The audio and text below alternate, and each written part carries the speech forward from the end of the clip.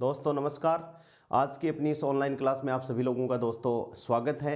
अपनी पीजी की classical mechanics दोस्तों चल रही थी और मैंने कल की क्लास में उसको पूरा कर दिया था, लेकिन मैंने आज सिलेबस दोस्तों फिर से चेक किया तो एक टॉपिक हैमिल्टन जैकोबी इक्वेशन अपना और रह गया। तो आज की क्लास में क्लासिकल मैकेनिक्स को ही थोड़ा सा टॉपिक अपना बच गया, उसको अपन कंप्लीट कर देते हैं। कुछ क्लासिकल की मैंने और प्रॉब्लम्स आज निकालनी है, वो आपको कर देते हैं और कल से अपन मैथमेटिकल फिजिक्स स्टार्ट कर देंगे।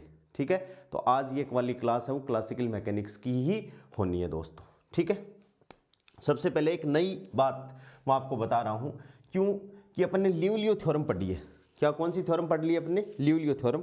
और ल्यूलियो थ्योरम क्या कहती है? देखो, we know that according to Liouville theorem,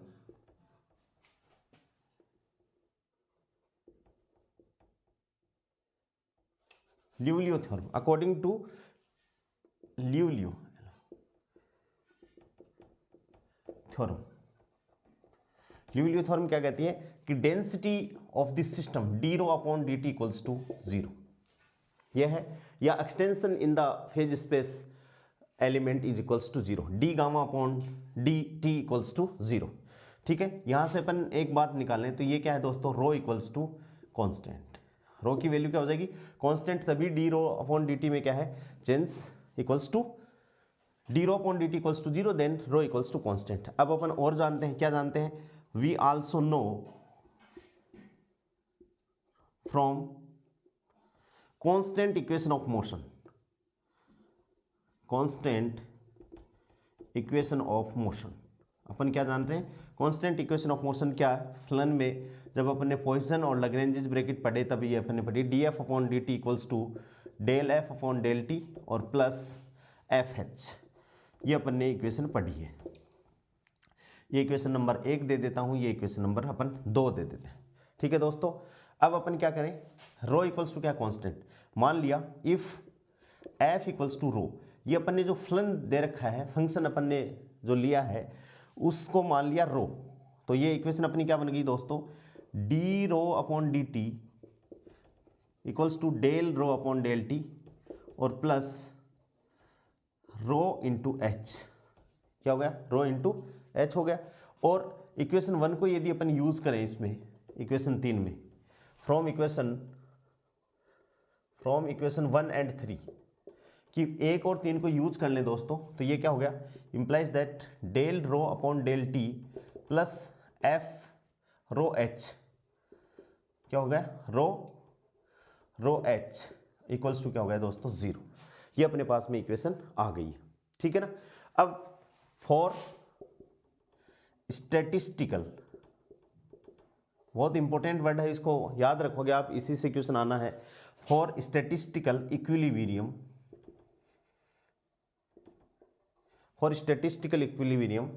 that is the partial derivative,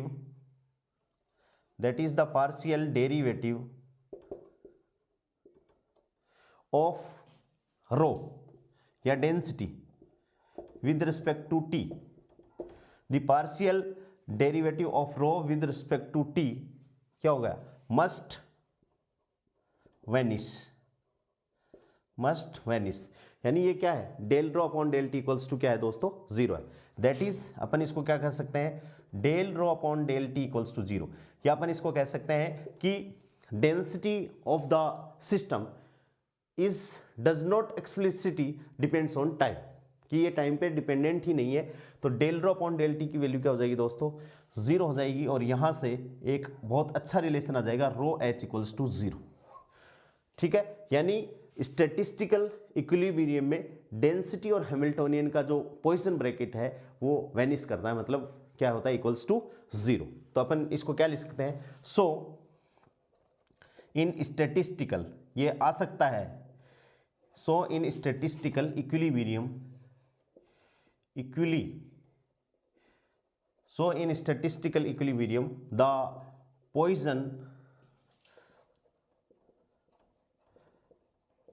the Poisson bracket of density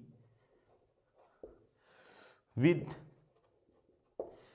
Hamiltonian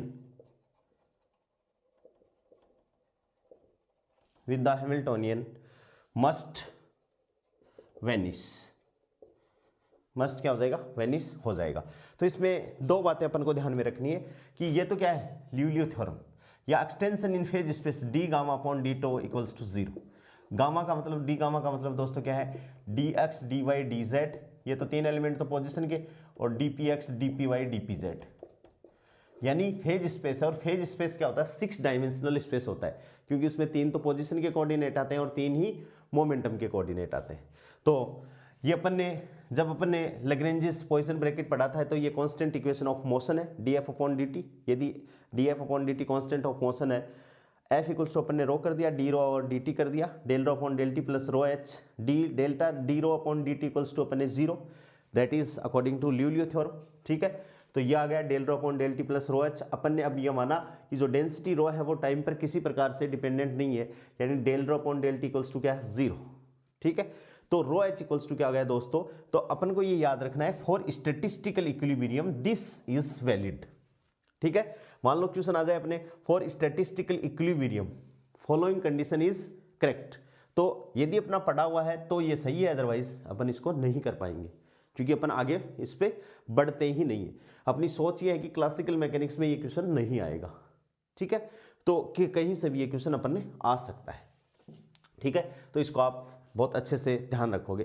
दोस्तों अब अपन बात करते हैं हैमिल्टन जैकोबी इक्वेशन, नाम दे रखा है, लास्ट का अपना टॉपिक है Hamilton Jacobi equation. Hamilton Jacobi equation, तो इसको अपन किस हिसाब से एक्सप्लेन करें, देखो अपन ने for canonical transformation, for canonical transformation में अपन ने क्या किया था कि एक अपने पास में ओल्ड सेट ऑफ कोऑर्डिनेट था, ओल्ड सेट ऑफ कोऑर्डिनेट। ठीक है, क्या था, क्यू के, स्मॉल पी के एंड टी, या क्यू पी टी। ठीक है, टी को छोड़ दो, टी को दोनों तरफ है, स्मॉल क्यू के और पी के।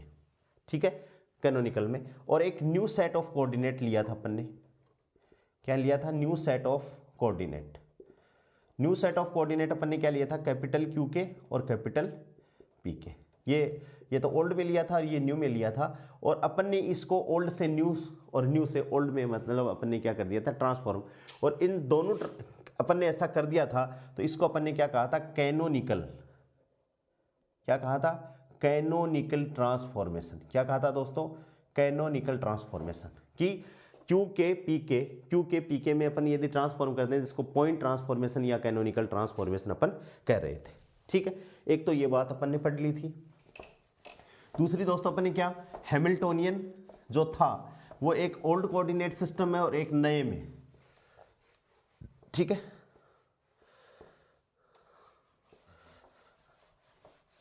हाँ ठीक है, अब अपन ओल्ड हैमिल्टोनियन यानी ओल्ड कोऑर्डिनेट का हैमिल्टोनियन, ओल्ड हैमिल्टोनियन अपन ने लिया था कि ओल्ड हैमिल्टोनियन को अपन एच से रिप्रेजेंट किया था, और न्यू हैमिल्टोनियन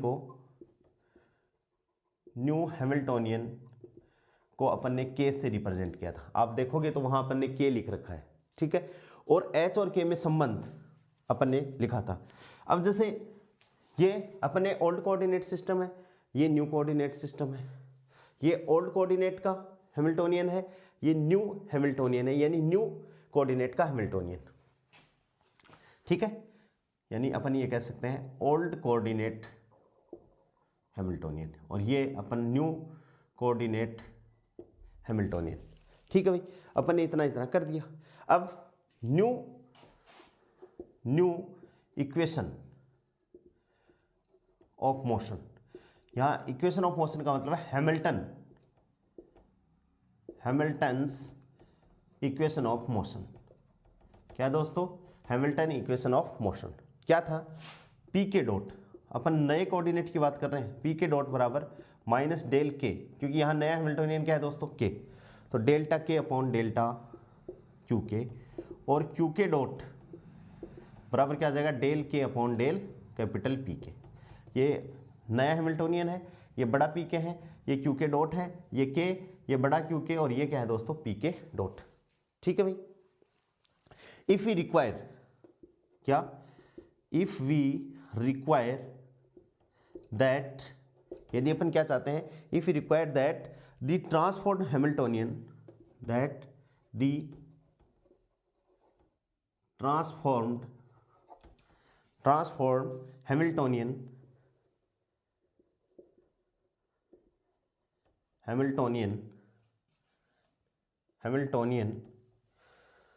k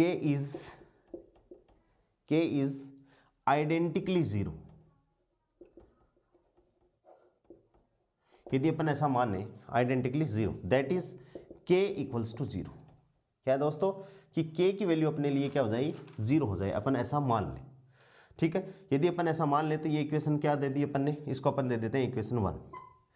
यदि k equals to zero, k equals to zero का मतलब है न्यू जो कोऑर्डिनेट सिस्टम अपन ने लिया है, इसके लिए जो अपन ने हैमिल्टोनियन लिया है k, इसकी वैल्यू यदि जीरो हो जाए, आइडेंटिकली का मतलब अकेले की वैल्यू जीरो हो जाए, तो इक्वेशन 1 की जो ये इक्वेशन ऑफ मोशन है, तो ये क्या हो जाएगी, P K dot, capital P K dot equals to zero. ठीक है, और इधर से Q K dot equals to zero. P K dot equals to zero, इसका मतलब पी के इक्वल्स टू ये चीज़ क्या हो गई, कांस्टेंट, और इधर क्यू के इक्वल्स टू ये क्या हुई, ये भी क्या हो गई दोस्तों, कांस्टेंट हो गई। ये दोनों इक्वेशन आ गई अपने पास में। ठीक है, हाँ, तो अपन क्या कह सकते हैं, 10 दी न्यू, एक तो ये तो न्यू कोऑर्डिनेट है और ये न्यू मोमेंटा हो गया, 10 the new coordinates and momenta are constants in time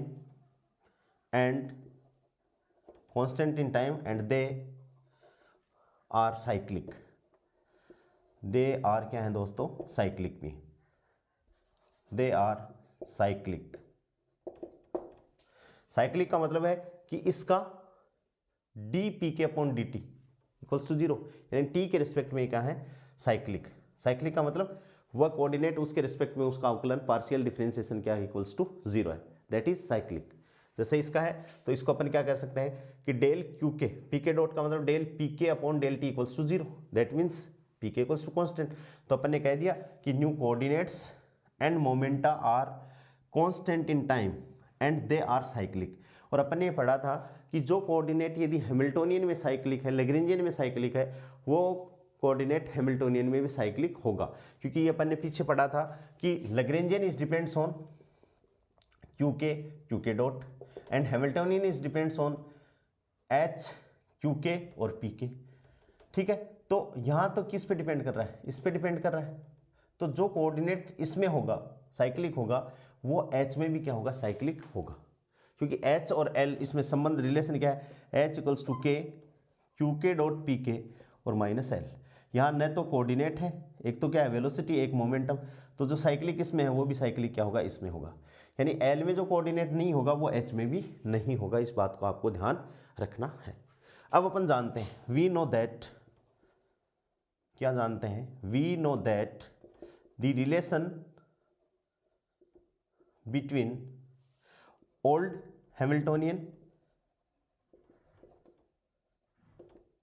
and new Hamiltonian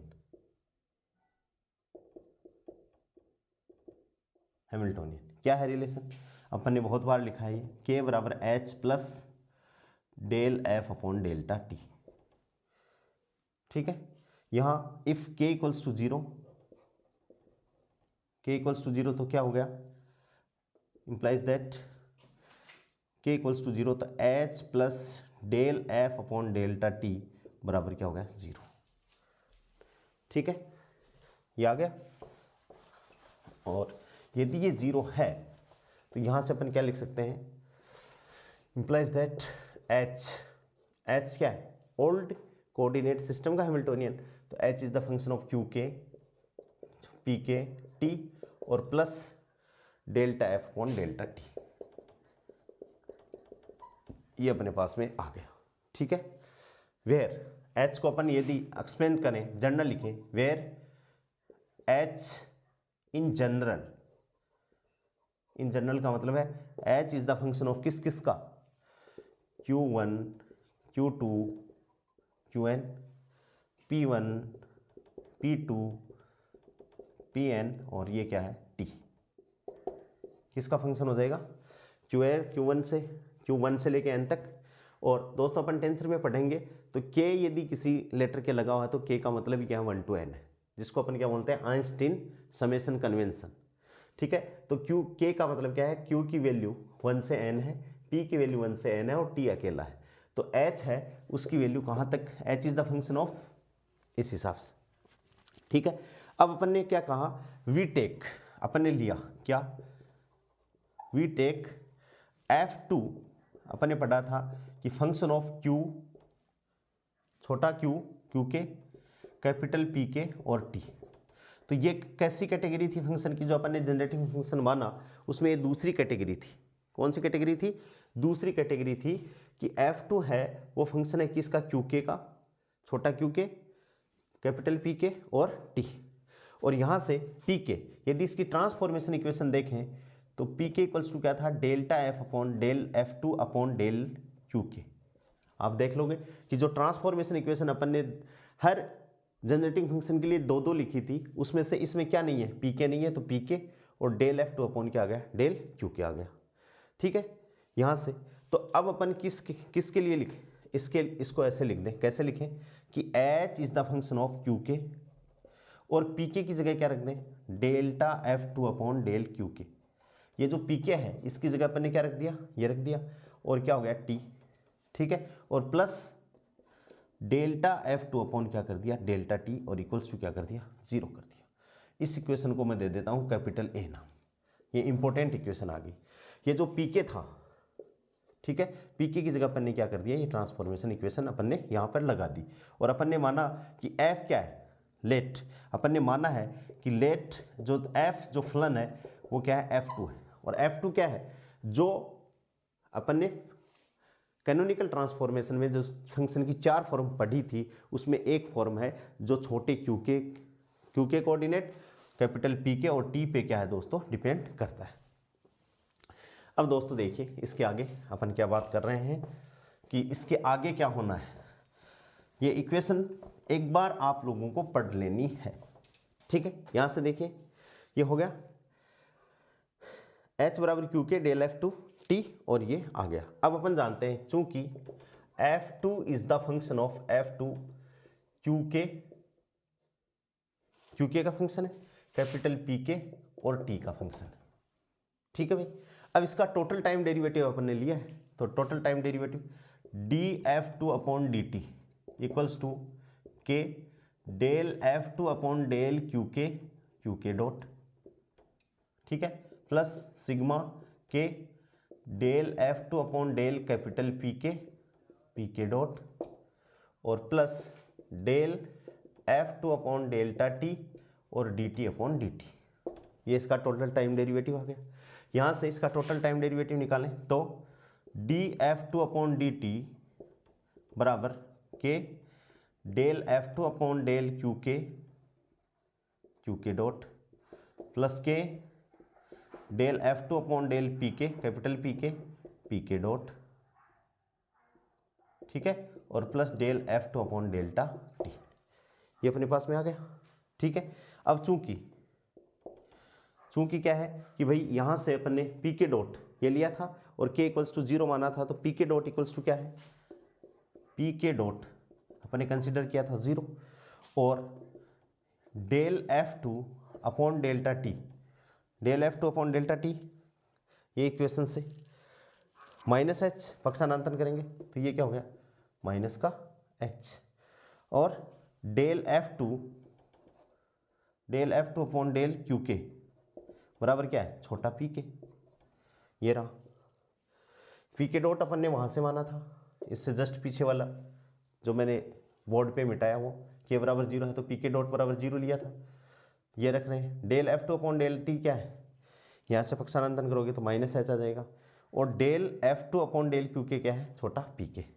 ये सारी वैल्यू कहाँ रख रहे हैं, इक्वेशन ए में रख रहे हैं, जो भी अपने पास में डिमांड है वो इसमें रख रहे हैं, या इसमें रख दो।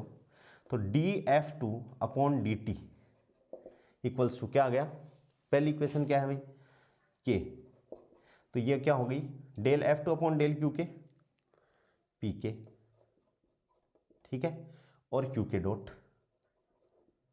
पी के डॉट क्या हो गई, ये जीरो हो जाएगी, और डेल F2 ये कट गया, और del F2 upon del T ये क्या हो जाएगा, माइनस का H, ठीक है। और ये क्या थी, यदि आपको याद हो तो इक्वल्स टू एल, लैग्रेंजियन, क्या था दोस्तों, Lagrangian. It means dF2 upon dt equals to क्या है, एल, ये लैग्रेंजियन आ गया, P K Q K dot minus H बराबर एल, लैग्रेंजियन आ गया, तो इसको अपन ने एल मान लिया, तो dF2 अपॉन dt बराबर क्या हो गया दोस्तों, एल, ठीक है।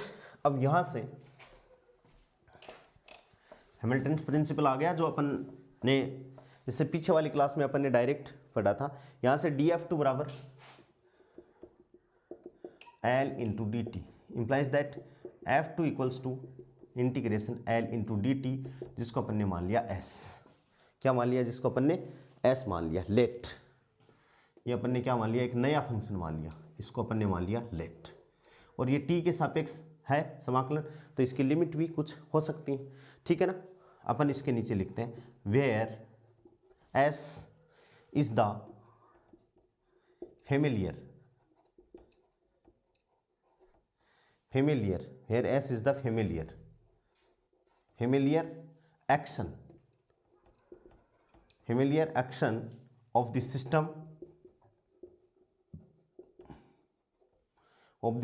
known as Hamilton's principal function, Hamilton's principal function in Hamilton principal function in relation to the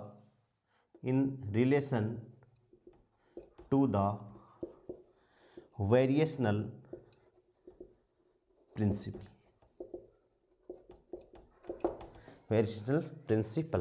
so we can write क्या, so we can replace या we can write F2 बराबर S, अपन किससे रिप्लेस कर रहे हैं, F2 को किससे replace कर रहे हैं दोस्तों, S से रिप्लेस कर रहे हैं, और S क्या है, हैमिल्टन्स वेरिएशनल प्रिंसिपल फंक्शन, ठीक है। जैसे अपन S से रिप्लेस कर रहे हैं, तो अपनी इक्वेशन A जो अपन ने लिखी है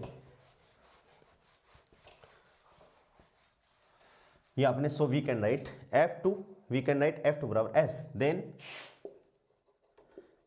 इक्वेशन A बिकम्स क्या, H Q K delta S, F2 है तो delta S upon delta Q K into T plus delta S upon delta T equals to 0, ठीक है। और ये जो इक्वेशन है, यही अपनी जो इक्वेशन जो अपना टॉपिक था, this is known as the, capital B मान लो, this is known as the famous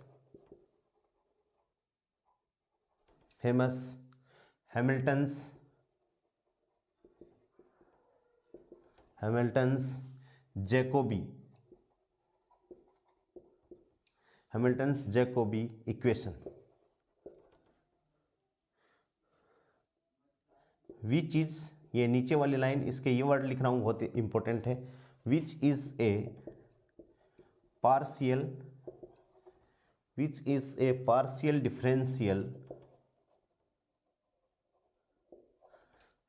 differential equation of first order in अब देखो दोस्तों कि ये क्यू के वेरिएबल है, ठीक है, और ये जो फंक्शन है वो भी क्यू के पे डिपेंडेंट है, तो ये अलग से कोई वेरिएबल नहीं है, ठीक है। पहले हैमिल्टोनियन किस पे डिपेंडेंट था, H is the function of Q K P के, तो यहाँ n वेरिएबल तो किसके, जनरलाइज कोऑर्डिनेट, और n वेरिएबल क्या, जनरलाइज मोमेंटम। तो 2n टोटल वेरिएबल थे, और अब क्या है, एक अकेले n वेरिएबल से ही काम चल जाएगा, क्योंकि ये जो फंक्शन है is also depends on the generalise coordinate. तो in order in n+1 variables, ठीक है। वेरिएबल्स कौन कौन से हुए, q1, q2, qn, ये तो हो गए n, और एक t, ये तो qn, तो ये और +1, तो कितने, n+1 वेरिएबल। तो इससे क्या हुआ कि पहले हैमिल्टोनियन जो फंक्शन था कितना, 2n+1 वेरिएबल का, और अब हैमिल्टोनियन जो फंक्शन लिया अपन ने हैमिल्टन जैकोबी फंक्शन के पॉइंट ऑफ व्यू से, तो कितने हो गए, n+1 वेरिएबल।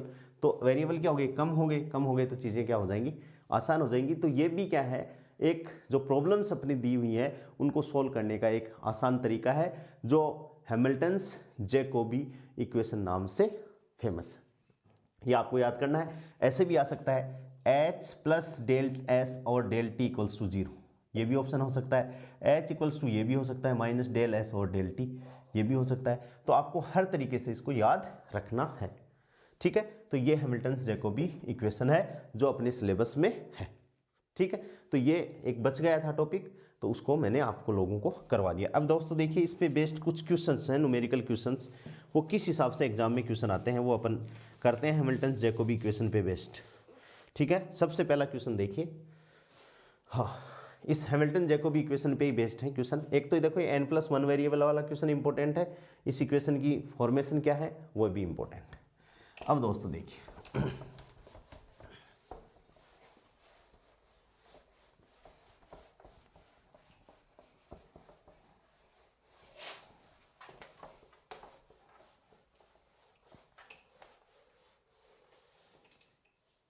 पहला क्वेश्चन देखिए दोस्तों, question number 1।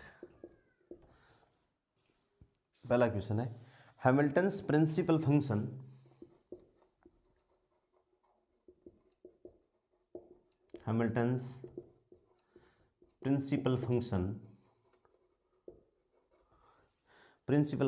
S and Hamilton's characteristic function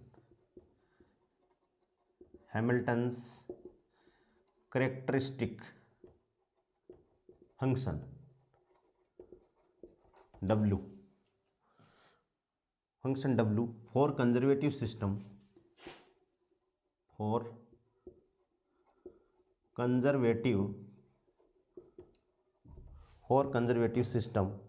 are related as, पहला ऑप्शन है किस हिसाब से एक दूसरे से, S equals to W।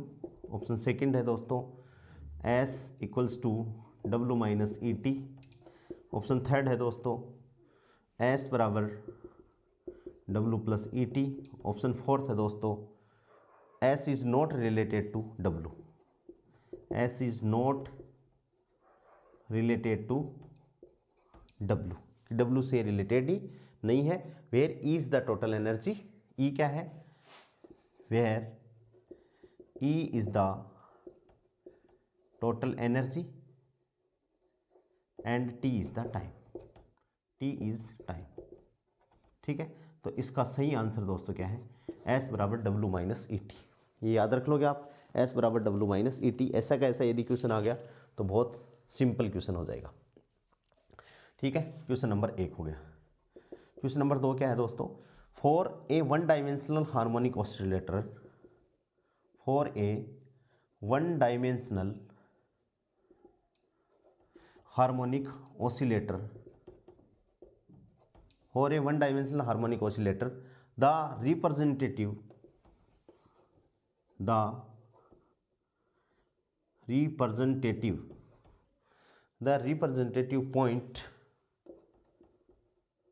point in two-dimensional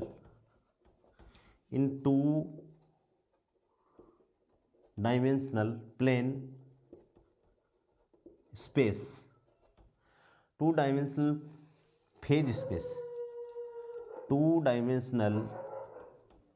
phase space traces, ठीक है। क्या ट्रेस करेगा, दो डायमेंशन है। पहला ऑप्शन है an ellipse, an ellipse, a parabola, a parabola, option third a hyperbola, और option fourth always a straight line.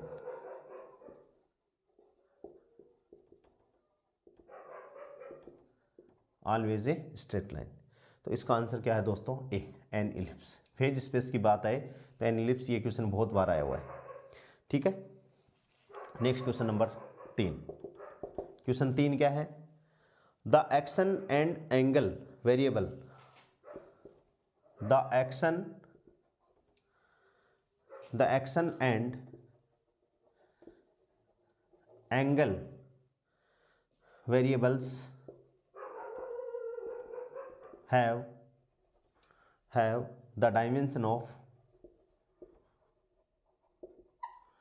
the dimension of option 1 force and have the dimension of force and angle, option second angular momentum and angle,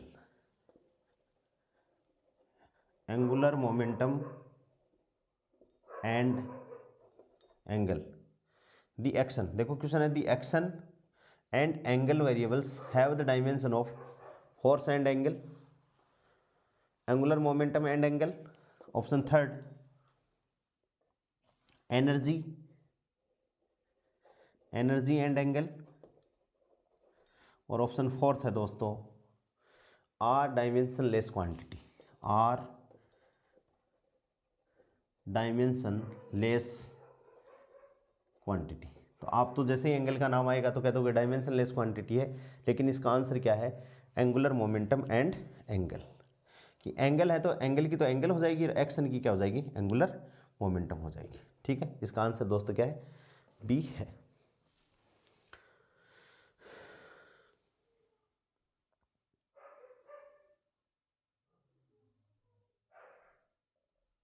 ठीक है, next question दोस्तों देखिए। हाँ, next question, question number 4। Question number 4 क्या है? If we make a canonical transformation, if we make a canonical transformation, if we make a canonical transformation from the set of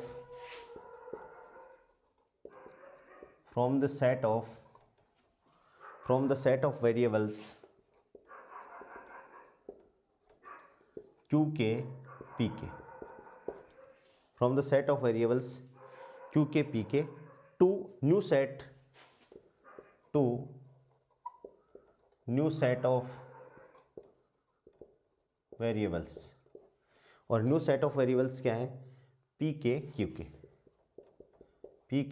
के and the transformed Hamiltonian and the transformed Hamiltonian and the transformed Hamiltonian is identically 0। ये अभी अपन ने किया था। If we make a canonical transformation from the set of variable छोटा Q K P K to new set of capital P K Q K, या इसको P के को ऐसे लिख लो जिससे इनका क्रम सही हो जाए कि पी के को पी के में, क्यू के को क्यू के में, और जो हैमिल्टोनियन ट्रांसफॉर्म हैमिल्टोनियन है वो आइडेंटिकली 0 हो तो क्या होगा? ठीक है, अब इसके ऑप्शन में लिख देता हूं। अभी अपन ने लास्ट में इसको किया। सबसे पहला ऑप्शन क्या है?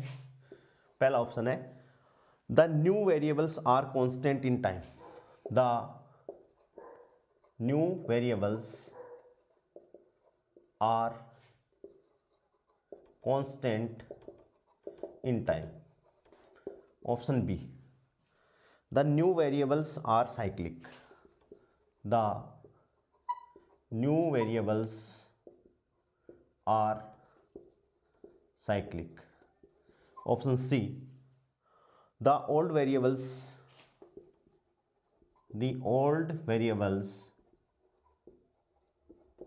pk qk, the old variables pk qk remain constant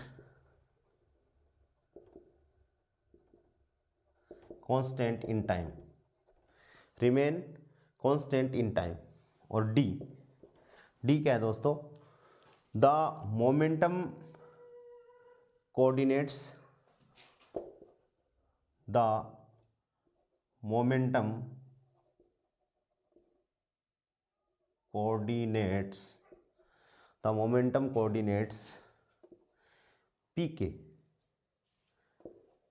pk remain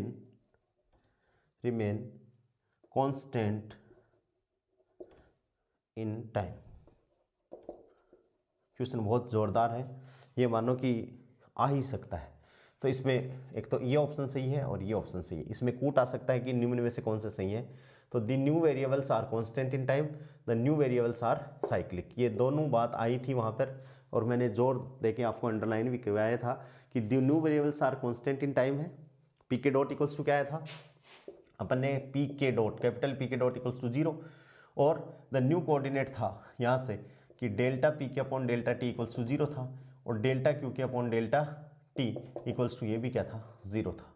तो ये क्या है, ये साइक्लिक कोऑर्डिनेट के लिए और ये कांस्टेंट ऑफ मोशन के लिए, और ये पुराने हैं तो पुराने ये दोनों ही, ये भी गलत और ये भी गलत हो गए। इस हिसाब से ये 4 क्वेश्चन हैमिल्टन जैकोबी इक्वेशन और फंक्शन से रिलेटेड। ठीक है दोस्तों। अब दोस्तों अपन और देखिए 2 न्यूमेरिकल और हैं।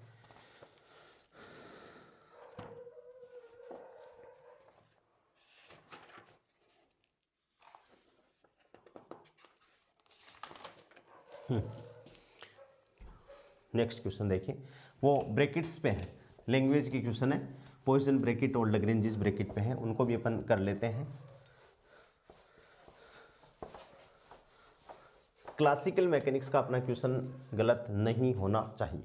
देखिए दोस्तों क्वेश्चन नंबर 5 क्या है, if the Poisson brackets of a function, if the Poisson brackets, if the Poisson brackets of a function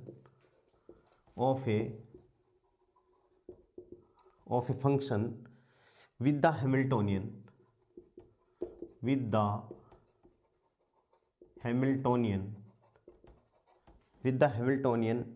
vanishes,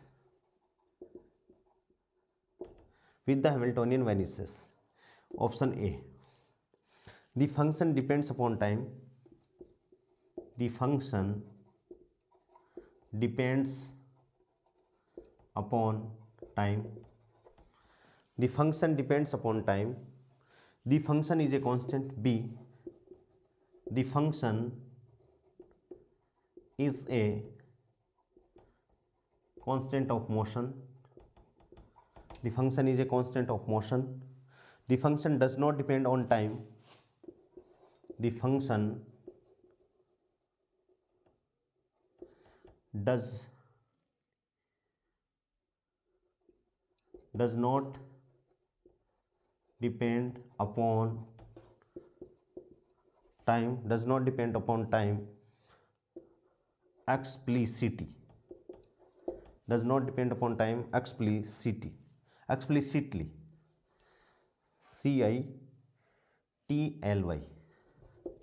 और डी क्या है, the function is not the constant of motion, the function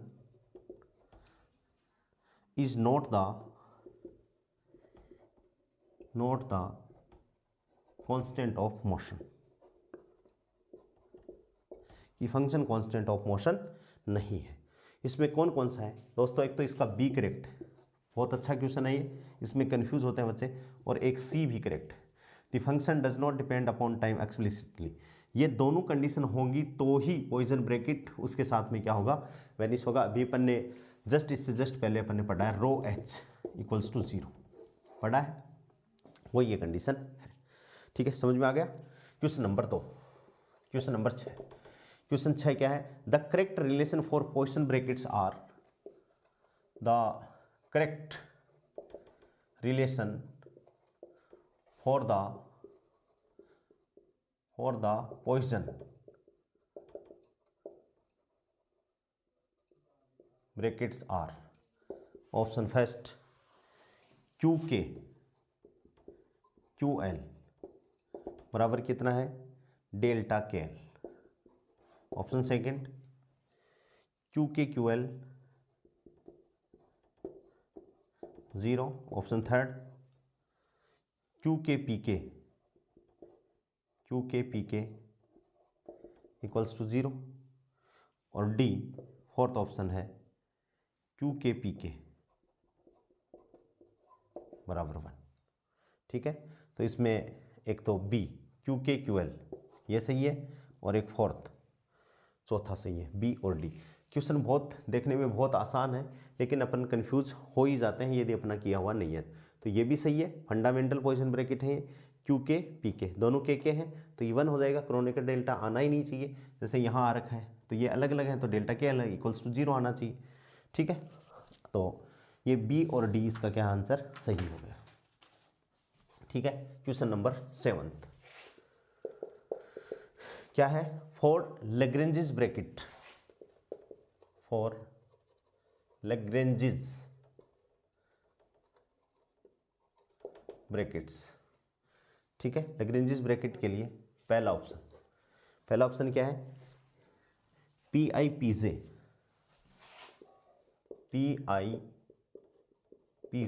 equals to delta IJ। Option second PIPJ equals to 0, PIPJ equals to 0। Option third QIPI equals to 0, QIPI equals to 0। और QIPI चौथा हुआ है QIPJ equals to delta IJ। तो इसका option B और D, एक तो B सही है ये और एक डी सही है, ये दोनों ऑप्शन इसके सही है। ये QI तो ऐसे ये 1 1 है, ये J है तो डेल्टा IJ, और ये PIPJ इक्वल्स टू 0। बाकी ये भी सही नहीं है और ये भी सही नहीं है। ठीक है, तो लैग्रेंज ब्रैकेट के which of the following is correct, तो this correct and this correct. ये Poisson fundamental Poisson and Lagrange bracket है। ठीक है दोस्तों, नेक्स्ट देखिए क्वेश्चन नंबर 8। ऐसे क्वेश्चन आते हैं और ऐसा क्वेश्चन गलत होता है तो बहुत दुख होता है कि बहुत सिंपल था गलत हो गया। क्वेश्चन नंबर 8 क्या है, Poisson brackets for angular momentum, Poisson ON सीधा ही ON, Poisson brackets for angular momentum components,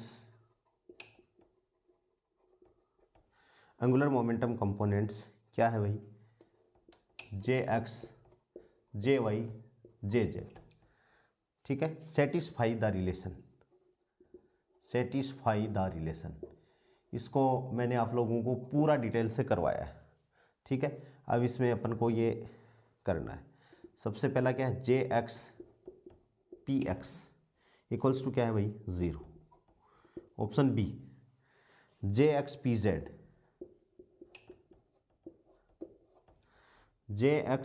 बराबर -PY। Option C JY JZ बराबर क्या है JX। और ऑप्शन डी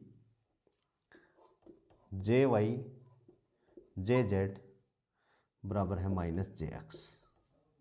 ठीक है, तो इसमें सेटिस्फाई द रिलेशन, पहला सेटिस्फाइज है, बी सेटिस्फाइज और सी सेटिस्फाइज, यानी इसमें ABC तीनों दोस्तों क्या है करेक्ट। ठीक है, तो ये आपको ध्यान रखना है, ऐसे क्वेश्चन भी एग्जाम में आते हैं। मान लो ये इंपॉर्टेंट है, छप गया मेरी तरफ से, ठीक है, ये तीनों ही क्वेश्चन बहुत अच्छे हैं, तीनों आ सकते हैं। और इधर से यहाँ से आपके दो कंसेप्ट क्लियर हो रहे हैं, एक तो कम्यूटेशन रिलेशन वाला और एक लैग्रेंजिस ब्रैकेट वाला, वो इससे कनेक्ट है। ठीक है, देखिए दोस्तों next question, if question number 9,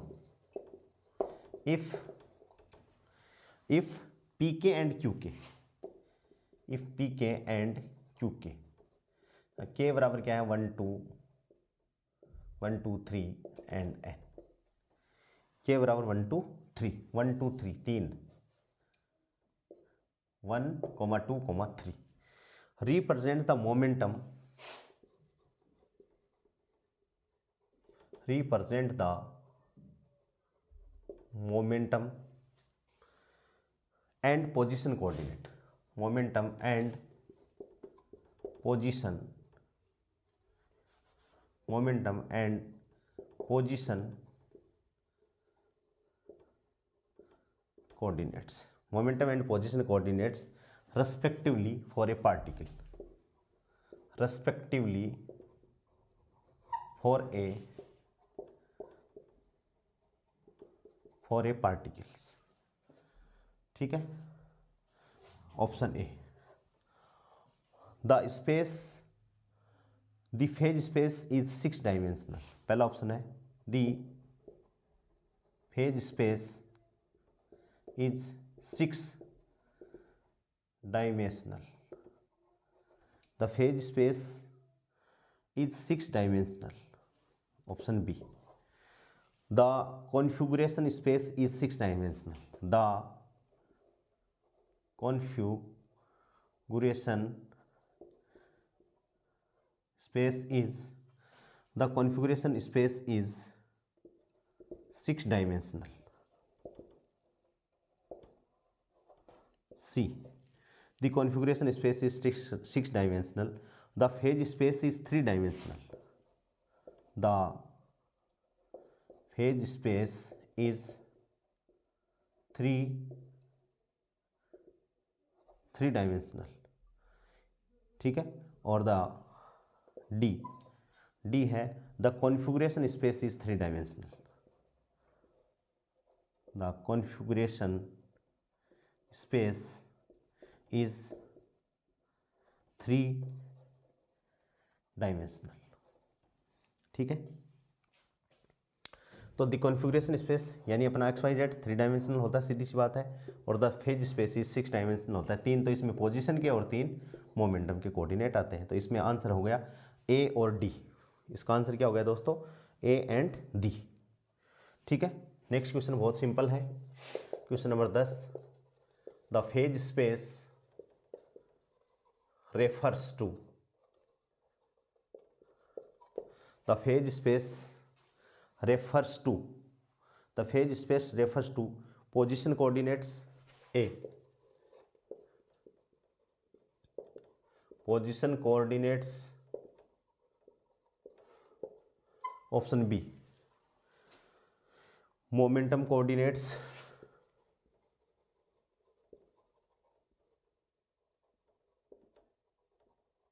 momentum coordinate, option C,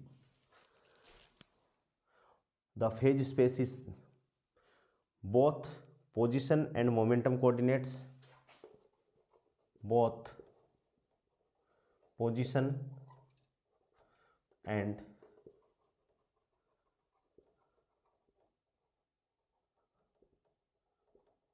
momentum coordinates, and D, none of these। क्या है, none of these।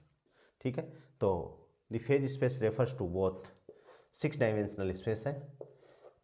ठीक है ना, 2n कोऑर्डिनेट हो गए, n तो कौन से, q1 से लेके qn, तो n तो ये हो गए, और p1 से लेके pn, n ये हो गए, तो टोटल कितने कोऑर्डिनेट्स हो गए इसमें, 2n डायमेंशन होगी किसकी, फेज स्पेस की। ठीक है दोस्तों, अब इसमें कुछ नोट और मैं आपको कर देता हूँ कि ये क्वेश्चन भी आ सकते हैं। तो इसमें आप क्वेश्चन नंबर 11 आपको याद रखने हैं। क्वेश्चन नंबर 11 क्या है कि आपको ये पूछे A dot P comma B dot R और ऐसे position bracket A dot P B dot R, ये सारे सदिश में क्योंकि बीच में डॉट का निशान लगा हुआ है, तो इन दोनों का पोजीशन ब्रैकेट क्या होगा, ए डॉट बी होगा। ये इंपॉर्टेंट रिलेशन है, A dot P B dot R, तो ए डॉट बी इनका रिलेशन होगा। ठीक है, क्वेश्चन नंबर 12 बहुत ध्यान से रखना है। क्वेश्चन नंबर 12 है जे कोमा आर डॉट पी, जे एंगुलर मोमेंटम है, आर पोजीशन है और पी लीनियर मोमेंटम। ठीक है, तो इनका पोजीशन ब्रैकेट होगा इक्वल्स टू 0, ये भी आप याद रखोगे। क्वेश्चन नंबर 13 क्या है दोस्तों, पी आर की पावर एन, इनका पोजीशन ब्रैकेट क्या होगा, एन आर की पावर एन माइनस 2 और आर वेक्टर, पी आर की power N, N R N minus 2 की पावर एन। ये भी इंपॉर्टेंट क्वेश्चन है। ठीक है, और